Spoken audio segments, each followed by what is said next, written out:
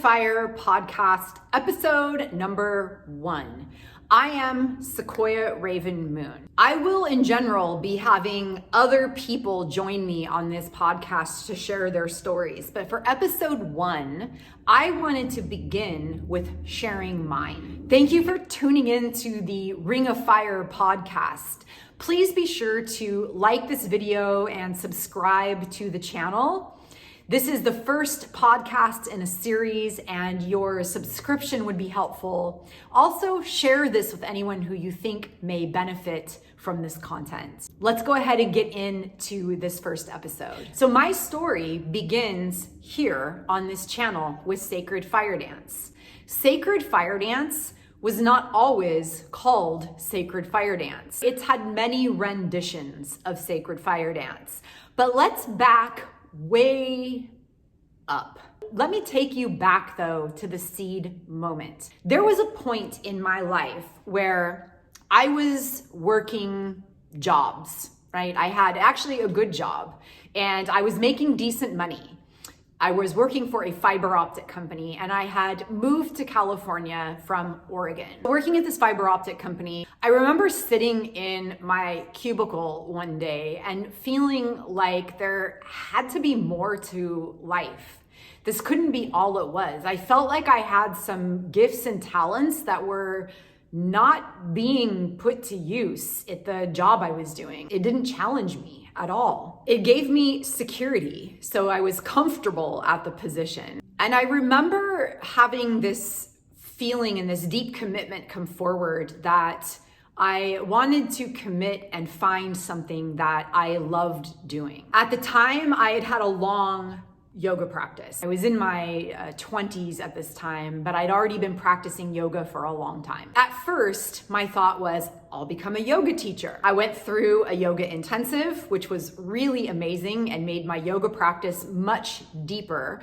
However, in order to graduate from the training, I had to teach a public class for this particular studio in San Francisco. I was incredibly nervous over the thought of teaching this public class. The content went deep, my practice got deep, I resonated with the yoga studio. It really opened me up and took me in deep in so many ways. However, I was petrified, like really afraid to teach this public class. I was wanting to run away. I wanted to quit actually and just not even do it. I was questioning whether this was really the right path for me because I was so shy and insecure. There was just no possible way I thought I was going to be able to get up and teach this class. I went ahead and did it. The judgment, the self-talk negativity that came up while I was teaching this class was brutalizing. It was so hard. Like I was really, really hard on myself, incredibly critical. I remember everybody told me good job, I passed the class, and I had all this positive reinforcement, but I could not receive it. I could not hear it because the self-criticism was coming down on me so hard that I left that day just shattered into many pieces. And I just said, I got in the car, my partner at the time had picked me up, and I got in the car and said, I'm not meant to be a yoga teacher. I'm not ever going to teach yoga. I'm grateful that my practice got deeper. However, this is not for me. Certificate in hand, in the car, completely rejected, ran away. So I did go deeper into the practice of yoga and continued to stay very deeply committed to the yoga practice, but I did not go into teaching yoga. So some time passed, and I then thought, well, maybe it is doing massage therapy. So I went through massage therapy school, and while in school, some life circumstances began to happen, meaning the very secure relationship that I was in began to crumble down. And while this relationship was crumbling down, it was making me crumble down because I had an insecure attachment in the relationship. So I have a secure job that doesn't challenge me, the heartfelt commitment to find something I love doing. I've tested yoga, it's not that. My practice is getting deeper. I'm in massage school, which means I'm giving and getting regular body work on a daily basis and going deep into the somatics of the body. Meanwhile, the stability of my life began to crumble down when that core relationship began to fall apart. I had given all of my identity to this person. I was very young and had a lot to learn, but believed that this person was my everything. So as that broke down, I stayed committed to massage school and the career, but eventually both of those did fall apart. I couldn't manage it. And there became this process for me of needing to manage my emotional health and do some healing work. And what that looked like was I started painting to manage the really immense amount of emotions that I was experiencing. I started making art. There was a place in Berkeley called the Center for Creative Reuse, and I used to go into the Center for Creative Reuse and get art supplies, and I would just go home and I would spend all of my time making art. I was drawing, painting. They were not good, but it didn't matter. It wasn't about the goodness of it. It was about the processing of my emotions, and it was very cathartic. I made so much art and it was very helpful. This process continued for quite some time. Simultaneously, I began working with a really amazing therapist at the time. The relationship dissolved, and at some point, it became hard for me to continue to go to the job. It was really sucking the life from me. I could barely show up, and I would show up and get my work done and get out of there. I wanted to be everywhere but at work, right? I'm sure many of us can relate to this. So I've tried to force myself for so long to continue to go until one day where I could not go anymore. Life was just calling me in a new direction, and I was really fighting and resisting it. I had no idea what was happening in my life. I was going through a major transition. I was entering into my Saturn return, right? I think I was 26 or 27 at the time. So the path I was on needed to change. I had this desire to step in to find something that I loved doing. And here I was going through all of these like life changes that were shaking me up in such a big way, right? And I was trying to fight and resist it. So there became a point where, in full transparency, I could not pay my rent anymore. I had to make a decision. It was either going to be get a job, because I had stopped going to the other one at this point. I'd been living off what I had saved. It was either going to be get a job and pay the rent and stay where I am, or I had purchased the 71 VW bus, give everything away and move into the bus. There was one very clear decision. I could feel myself being called into a journey that I was eager, excited to go through. So the only answer was to move into the bus. So I did exactly that. I literally gave away everything I owned, and I moved what I had left into a VW bus with my cat at the time that did eventually go to live with my mom for a while because it did not like being in the bus. I took off living in a 71 VW bus for a good majority of a year. In the process of this, there was one time where I happened to go over to, in San Francisco, this place called Hippie Hill, and there used to be this drum circle gathering there, and a lot of people would get together and drum. And remind you, I'm shy. So I went, and I was enjoying the sun and the beautiful day, and I, came upon the drum circle. I didn't know that this was happening. I just was called to go to the park and then found myself at this drum circle. But what I saw was many, many people in the park, the sun, with all these streamers, with these objects that they were holding in their hand, that they were dancing and moving around, and the streamers were flying all over in the sunlight, and it was moving to the drums. I didn't know what I was seeing. I had never seen anything like that in my life. So I sat there meditating on this for hours. I didn't talk to anybody. I just watched. I watched the movements, I watched the patterns, I took in the drums, I danced. So I'm sure at some point I got up and danced and moved my body. But I left that day and I had been moved by what I had seen. I didn't know what it was. I didn't ask anybody, but I did go attempt to construct what I saw.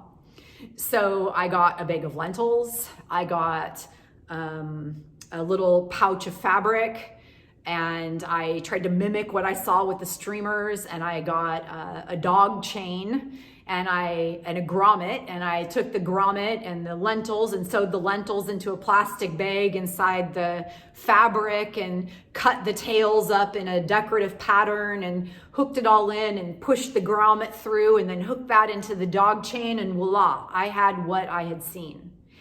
So then at that point, I started shyly hiding, trying to mimic what I'd seen, which just was me picking these things up and whacking myself with them and just flailing all over the place, okay? I went back to the park. I saw these people there again. Again, I didn't say anything, but I had these tucked in my bag, like secretly, like I have them with me, right? So after the drum circle was over, another time I was off somewhere else in the park near a couple trees, and I was attempting to play with it, and some gentleman comes up to me and he's like, "Oh, you spin poi too?" And I thought, poi? What are poi, right? And I just said, yeah. So I didn't even know what poi were. And he's like, let me show you something. And so he showed me how to do a movement. I now know it's called the weave. I did not know then what it was called. So he showed me how to weave. It took a good majority of this day for him to show me. I did not learn easy, right? I remember him he spent hours with me attempting to show me this movement. And when he had left and we had parted ways that day, I still didn't know how to do it. But I went about my path, and what he had said stuck with me, and I just kept trying and doing it. And within a couple of days, I was able to do half of the weave, right? Okay, so now I knew I had poi and I had the weave down. So I knew how to weave. I was given the gift of weaving. I'm living in my van, I'm traveling around, I'm going places. I had kind of forgotten that I had made a commitment to do something I love. I'm now completely immersed in van life. #van life, before it was a cool thing. There is an event in Oregon that maybe you've heard of called the Oregon Country Fair. So, I'm free. I had no job. I was living in the van. I could go where I want. My house went with me, right? So I had this desire to go to the Oregon Country Fair. I'd been before, but it happened to be timing up to go up to the Oregon Country Fair. So I went ahead and started making the route to head up to the Oregon Country Fair to go to that event. At that event, one particular night, after hours, inside the event, I saw something that I'd never seen before. There was a group of people who were doing poi with fire. I was really not that moved. So I've shared with you in this video so far that I made a commitment to do something to find something that I loved doing. I thought it was teaching yoga, and I told you I ran from that because I was shy and I was afraid to speak in front of people. I did it, but I was so critical that I could not actually embrace it and go forward. I ran from it, okay? So now we're at the Oregon Country Fair and I see fire dancers. It was not love at first sight. One, I was afraid of fire. So you're seeing maybe a thread here. Afraid of speaking, ran from speaking. Okay, so now the fear was showing up at me in fire. So I was with my partner at the time. We leave the country fair. We are out in the van, sitting outside in the the camping area, and this epic lightning thunderstorm happens to take over. And there's just lightning and thunder happening, striking everywhere. So a couple days go by, we drive around that area, go to some hot springs and leave. And as we're heading down, this fire had been sparked by the lightning storm next to I-5. And it was a pretty big fire, not far from the freeway. And it was growing in momentum and smoking pretty furiously. And I look over, and literally right in front of it, the VWs, the old school VWs are known for breaking down. Well, that moment it decided to break down right then and there, right in front of the fire that was growing and building. And I think it was a flat tire from what I remember. I believe I got a flat tire at that moment. And of course there was no spare tire. So, okay. And this is also, I think I had a cell phone, but I feel like I may not have even had a cell phone at that time. So times were very different. It wasn't as easy as just pick up your phone and call for help. So, but fortunately, there were lots of people coming and going from the Oregon Country Fair. So somebody did eventually stop and help and navigate this. However, I'm sharing that the van broke down right in front of the fire for a reason. There was something that I was being called to see, to pay attention to. I distinctly remember being really afraid at that moment. And it sounds really silly and almost embarrassing to say, because it's not like the fire was right next to the freeway and fastly growing and gonna encroach over and burn me, right? But I was afraid of fire enough that, and it was big enough and at a distance, and I was literally broken down right in front of it, that I actually was feeling the fear triggered. I felt the fear. I distinctly was very aware of that moment. It was long enough for me to tap in to recognize that I was feeling fear. We go forward, I continue spinning my poi, life goes on, and honestly, the van life was really amazing, but there were also some other issues, and the longer that it went on, it started to get less appealing. And so it became more like, it's time to get out of here. I remember a point where it became very obvious that my time in the van is done. There's now something for me to go forward and do, right? Even though that wasn't necessarily the way I was thinking about it, I felt that pull. It's time to get out of the van. It's time to move into an apartment. It's time to go forward.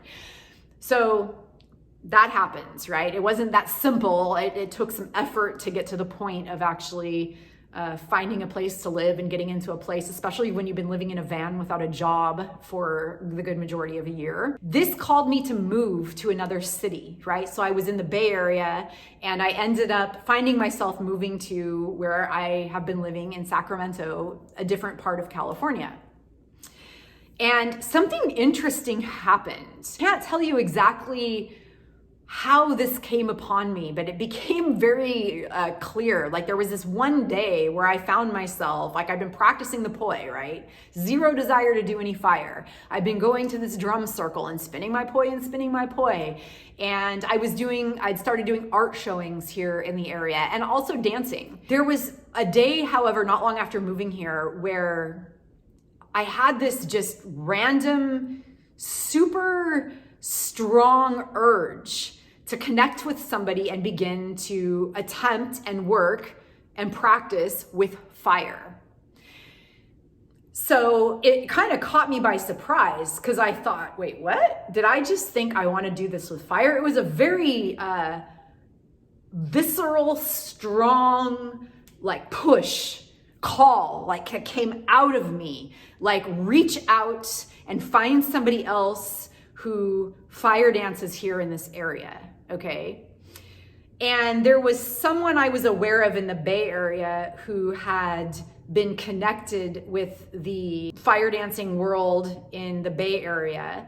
So I got online and sent this person a message and said, hey, I am looking for someone in the Sacramento area who either does fire dancing or is wanting to learn fire dancing. Do you know of anybody in this area? And this person responded back to me very quickly and said, weird.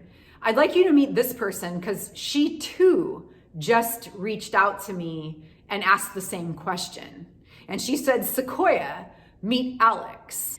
So that was the seed point. Alex and I got together here in Sacramento at one of the local city parks under a redwood tree, and we practiced our poi and talked, and it became a long friendship. I'm still friends with Alex. That was where it all began. The person who connected us, and I'll introduce this person at the right time. There's a reason why I'm not introducing her yet. So she's an integral part of my journey, and I'm waiting for a reason.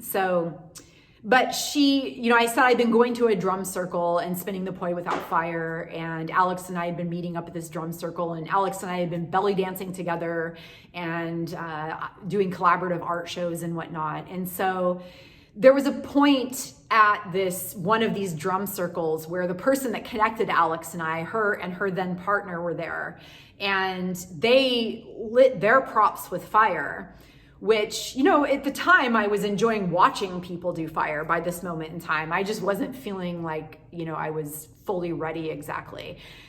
I was toying with the idea of it. But this person literally had her prop on fire and was like, "Here's Sequoia." And I was like, "Ah!" Right? But I took it. And that would be the first time that I ever actually did anything with fire, right? That actually did open the door to it, because the next thing was I then got a pair of fire poi, and Alex and I then began meeting in the water. We would stand in the river and light our props with fire in the river like little tadpoles, feeling like somehow we were, safe because we were in the water. This was a hobby. It was calling me forward. It sparked my creativity. It opened me up, right? I did not at the time, like I said, I didn't even know this was possible. It came to me in a very unexpected way. It's the furthest thing I could have ever imagined myself doing. Not only was I afraid of fire, but I was shy. So I wasn't thinking about performing, right? I wasn't taking it as a performance, let alone something I could support my life doing. No, I was not thinking like that. It was sparking me creatively. So as I mentioned, I had been working with art as a way to process emotions, feelings from challenging circumstances in life, right? And I was still making art at the time, doing art shows. It started to be that people in the area started asking me to put on events, art events that blended different components together, the art, the dance, the fire, right? And I started accepting those offers to do so. By doing that, it was also, I started noticing that where I had been painting and working art on a board, for instance, I was starting to have this other creative component open up within me, like music coming from within me in the form of a geometry and a frequency and a vibration that were these geometrical patterns that were moving around me. And it was just activating me and opening me up to things that I never knew was possible. So my creativity was raw, open, wild, and I ended up connecting with a place called the Gallery Horse Cow here in town, and my late friend Alan and friend Steve, who were the people creating the space of the Horse Cow, which was a space for artists to come together and create art.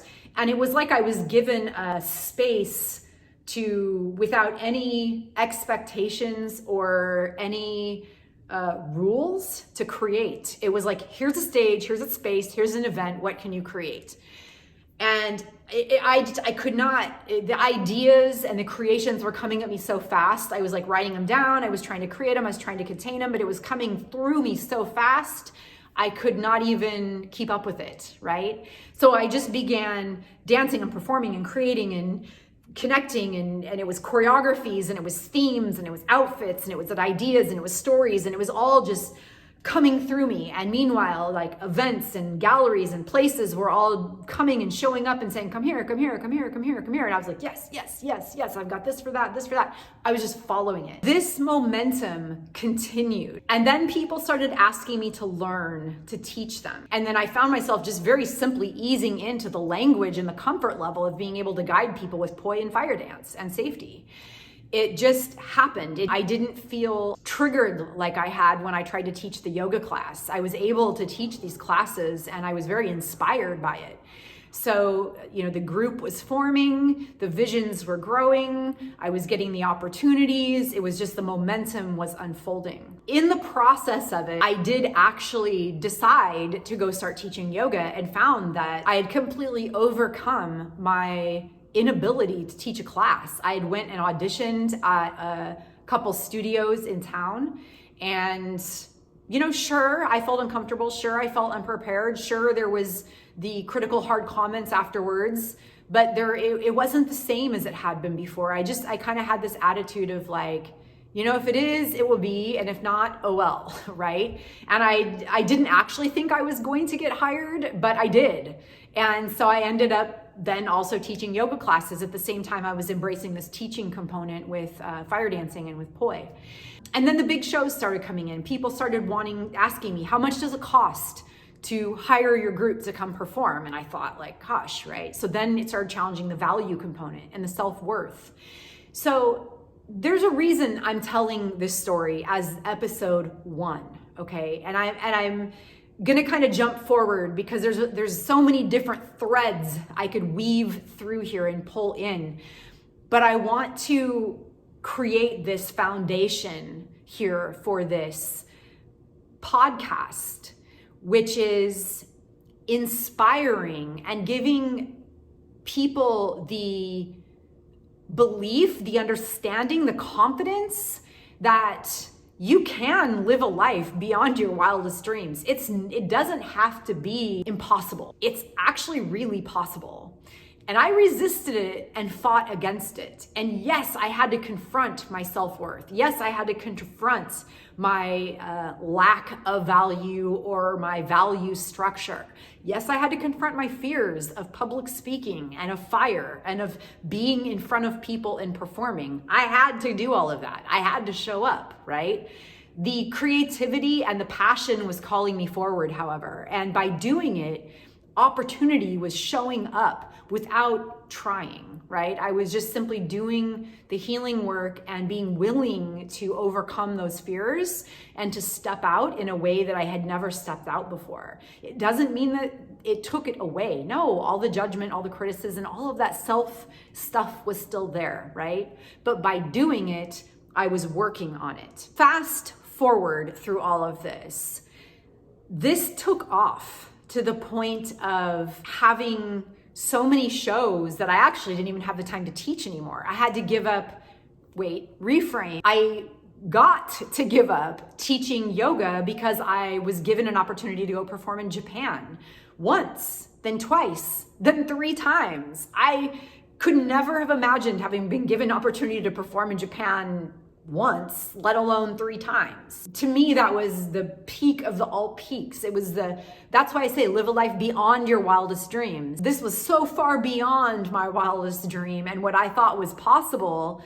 There became this what now component, right? Every step of it was like, what now? What now? What's possible now, right? And that called me forward. So the reason I'm sharing this story is because I want, and my hopes for this podcast are to inspire other people to realize that they can create a meaningful legacy in their life. They can create meaning in their life. They can find what inspires them, their passion, what drives them forward, and whether that gets converted into a livelihood and a career, or whether it is just that which gives your life meaning, it is possible and it is well worth it.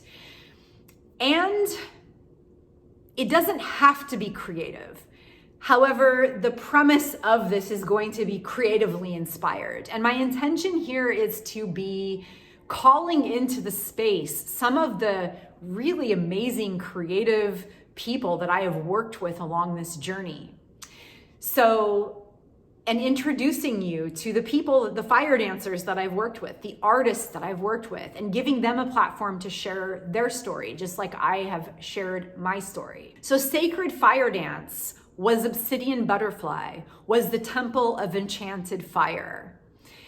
And the Temple of Enchanted Fire was based on the Ring of Fire. What was the Ring of Fire other than a Johnny Cash song? When Alex and I began in the area, there was a small group of people who were exploring the fire arts, right? Not very many people. It was not well known, it was not permitted, it was not well liked. It wasn't like there were people getting event permits and putting on events for fire dancing at the time, actually, at all. In fact, most of the time, wherever we would go meet up to spin fire, we would be met with department of the city that would show up and ask us to not do it and make us stop or tell us that we had to leave the area. So there were rules that needed to be followed. Alex and I had made the decision that we wanted to do this creatively, and we wanted to blend our art, our dance, the fire, and be able to do this in a way that respected the art form and shared the beauty of it, and to create a container where people could explore this art form safely. So the Ring of Fire became a scroll that she and I worked on that were a set of guidelines about creating sacred space, about respect, about reverence, surrounding working with fire. It was about how to create a safe space for transformation. And that Ring of Fire became the protective area through which the Temple of Enchanted Fire was built. And from the Temple of Enchanted Fire emerged this butterfly, the obsidian butterfly. Obsidian is a volcanic rock that can serve as a protective space as well, but also as a shiny surface to reflect to ourselves that which we are working on, right? That which we need to see, that which needs to be healed, that which is in transformation. So the obsidian butterfly, the butterfly is the symbol of transformation. So even though the first rendition was the Ring of Fire, it was creating those guidelines, that safe, sacred space for us to creatively transform and explore. From that was built the Temple of Enchanted Fire. And our first round of fire events and shows were under the guise of the Temple of Enchanted Fire. We were women, goddesses, doing sacred dances and with the fire and doing activations and dances that way, in a good way, with the fire. That then transformed into the obsidian butterfly, the next rendition. And that was more about the learning process, creating that space. And that was a student group. And it was the refining of the shows. So there started to be more of a story, like clear story coming into it. It was also the weaving together of more components. And it was the legitimizing of the dance. So I began working with the fire department, listening to them, and being willing to adhere to the rules in order to put on an event. The Fire Spectacular emerged from this container, the obsidian butterfly. I got a grant and put on an event called the Fire Spectacular and started bringing people together in all the different creative renditions and putting on events. And that was more the obsidian butterfly, the foundation. So at some point, early on in the Ring of Fire, in the building of the Ring of Fire, a long time ago, before Alex and I had worked with fire, I personally created a safe, sacred container. And there was 3 words that were speaking deeply to me, and it was sacred fire dance. That was what called me out of my shell. That was what called me out of I'm afraid to work with fire. I'm shy. I'm not going to talk in front of people. I'm shy. I'm not going to dance. The sacred fire dance was what called me out to be seen. It asked me to step out from behind the fire. So at some point, I bought that domain. So even though the company was called Temple of Enchanted Fire and then Obsidian Butterfly, the website domain was Sacred Fire Dance. So people would go to Sacred Fire Dance and they'd see the name Obsidian Butterfly. Creative mind, I just started building it. I wasn't coming at this from a marketing business standpoint. I was coming into that.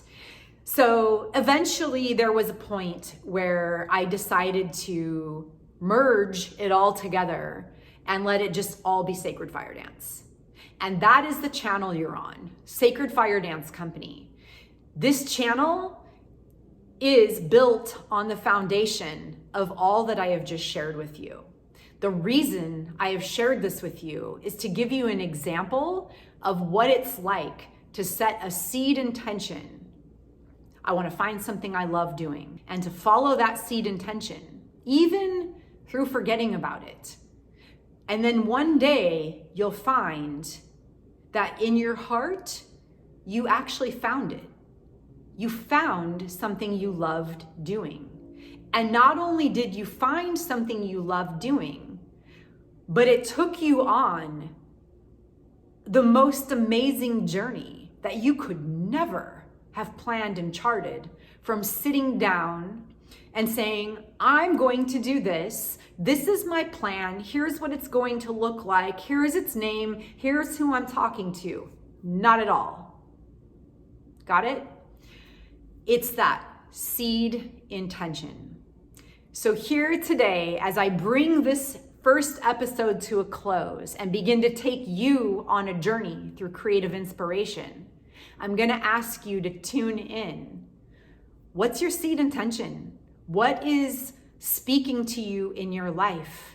Are you at a job you don't like, or one that's comfortable? I eventually had to have part-time jobs. One of them was telemarketing. It was torturous. It was miserable. I wasn't making money doing what I'm doing, and I didn't even know that was possible. I had low self-worth, so I didn't know it was possible. I was afraid to set a value on what I was doing, so I was just giving it all away for free. Meanwhile, I was showing up to go do telemarketing every day, 6 days a week.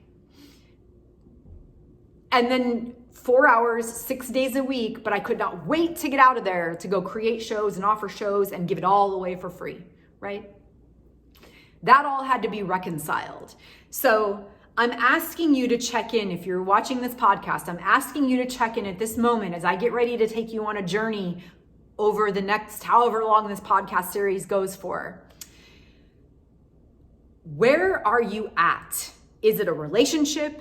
Is it a job? Is it your health? There's something in your life that has had you stay on listening to this story with me to this point. There's something there, right? You might be ignoring it, you might not know, but there's something communicating to you. It's simple. It's not this big, moment. When I had the thought, I want to find something I love doing. I was literally sitting in my cubicle that day, typing on a computer. And it was like a simple little daydream where I just found myself thinking, like, is this all there is to life, right? Is this it? And I just stopped for a moment. And in the stopping, I thought,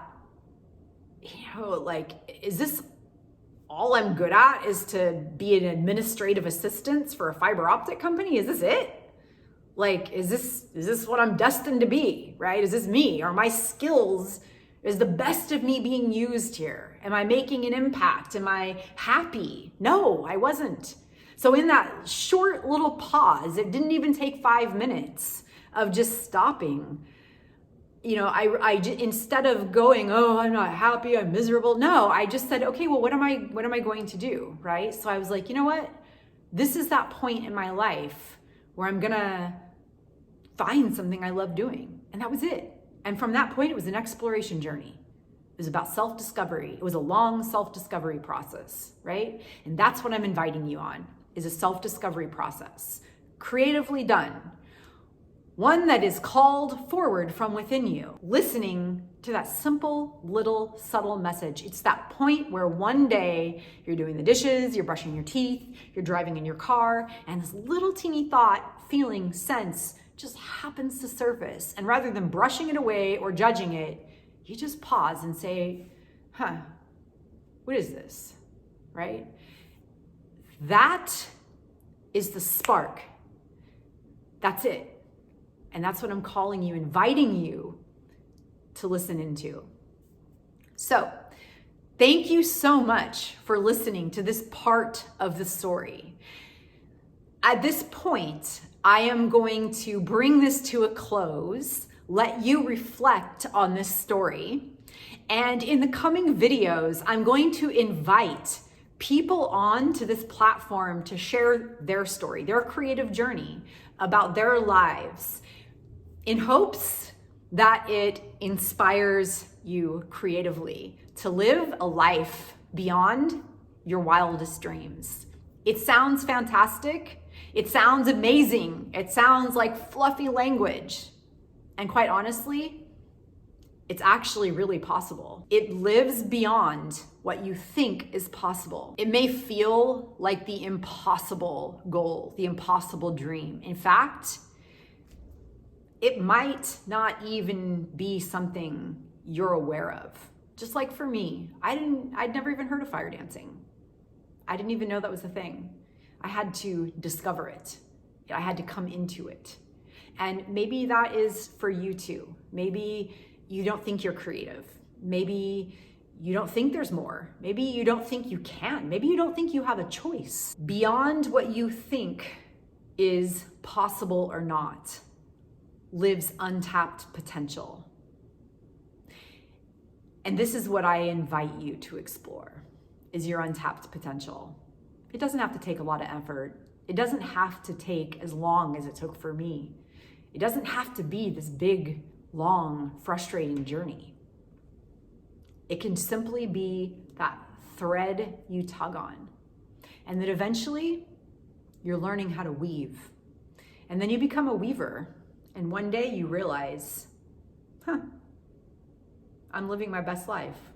Thank you for watching the Ring of Fire podcast. Please like this podcast and subscribe to the channel, as well as share this. This is a new podcast, so it would be helpful for you to share this content and invite others who you think might be interested in joining this journey. It's really good for anyone who is either in a job, a relationship, or a life phase that they're not really feeling very inspired by, or who is in the process of some type of a life transition. Anyone who might benefit from this, please share it. It is helpful and greatly appreciated. Thank you so much for watching, and I look forward to meeting you along the journey. Take good care. Bye for now.